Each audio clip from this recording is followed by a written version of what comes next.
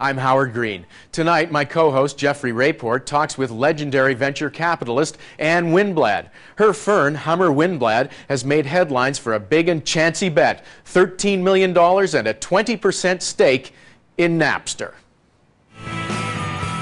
Napster makes the software that allows internet users to download virtually any song ever recorded for free.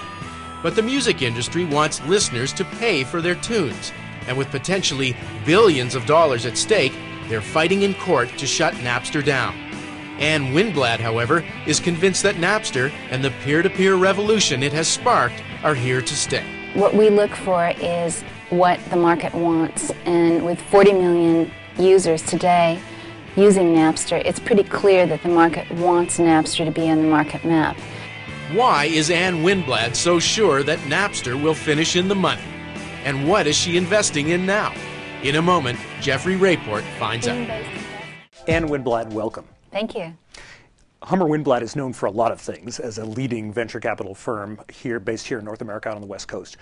Most recently, it's known for having taken the big risk with an investment in Napster. Why take the risk? What we look for is what the market wants, and with 40 million users today using Napster, it's pretty clear that the market wants Napster to be on the market map. When we raised our first fund 10 years ago, we used a quote from Warren Buffett saying the market bats last. And we're hopeful that given proof that the market wants to keep pitching to Napster and use the Napster service, that will earn a place on the market map. Now, you obviously knew that peer-to-peer networking or computing was going to generate possible legal issues related to intellectual property, and made a very smart CEO appointment in terms of the individual Hank Berry, who's got some quite strong legal background. Is that a battle that you knew you'd be taking on? Hank is one of the 6 partners at Winblad and has been a career entertainment and technology lawyer for the last 20 years. So he is an experienced operations guy as well as an experienced lawyer. And we felt he could cover both giving the company strategic leadership at this point during a very, very rapid growth pattern, the fastest internet site ever in growth of user base. And we hope that we can effectively navigate some very contentious issues and earn our place on the market map, as I said before. We've seen in the internet economy the last 5 or 6 years some extraordinary patterns of consumer adoption, as you say. I mean, one early example was Hotmail, where people talked about the viral spread of users of Hotmail. It created a very valuable company that Microsoft acquired. ICQ, instant messaging, that AOL picked up from Mirabilis Corporation with an acquisition. What is it about Napster that has essentially bested even those extraordinary adoption patterns? Well, all of those adoption patterns have a lot of similarities to Napster. They were based on community and communication. People use the word community loosely, but it really means people want to communicate with each other on common interests. And what music is a global market. It's the same language all across the world. It's one of the largest affinity groups of anything you can imagine.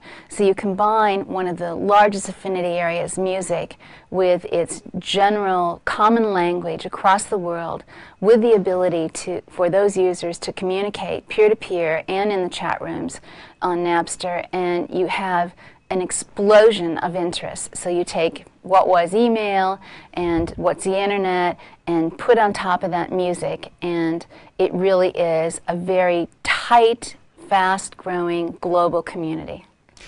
What is it about music as opposed to other products, other pieces of intellectual property that can be bit-streamed across networks such as software, books, magazines, television? Is there something about music that brings those two themes of yours, community and communications, into this sort of viral, virtuous cycle, more so than other products? Well, one of the most interesting things about Napster is people who aren't Napster users, who are becoming fewer than the people who are Napster users, don't really think that this might be a teenage phenomena, but a good over 30% of Napster users are over the age of 35. And just this week I was in a cab, and I asked the cab driver, who was about 55 years old, or maybe 60, if he was a Napster user, and he said he had been a jazz musician his entire life. and he had a 12-year-old son, and he was able to find his recordings. He only recorded once on one album. They were no longer in distribution. He went on Napster, and he was able to find his recording, and for the first time play that recording for his son because he had lost his 78 record that he had. And that story gets repeated to me time and time again, that music becomes part of our life. Everyone today, certainly in the financial community, which you know well, is talking not about B2C or B2B, but about P2P, the path to profitability. And the three examples we've talked about, Hotmail, ICQ's instant messaging, and Napster, are all free services in effect. How do you build a business model around that kind of extraordinary adoption? Well, we are not allowed to comment about future-going business models on Napster, so we'll have to put that one aside. But it is true that we've moved to a different era in the Internet. The last 30 months were not normal life. $90 billion was invested by venture capitalists in all sorts of things, and usually 5 of every sort of thing, or maybe 10. Or in the case of pets, 29. In the case, yes, that's absolutely true, and we made the first pets investment.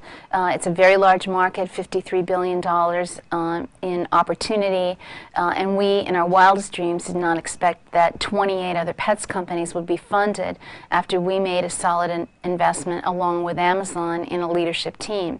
But the land grab era, fortunately, is gone. It does mean that if a Pets.com was funded today, there would not be 29 others, so dollars would not be spent in land grab marketing, land grab competition.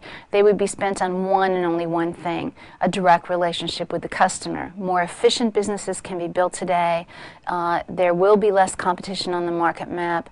Some investors are leaving the software scene and the internet scene altogether, as they found that was not where their bailiwick was. So we will see a smaller set of startups get funded who have less competition at the starting line. That means it'll cost less to build these companies, and we have a greater chance to build a model of profitability. Last but not least, before 1995, a typical company going public was 6.7 years old.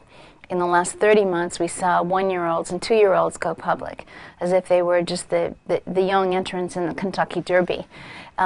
Companies will now have the chance to be private and behind the scenes for a longer period of time.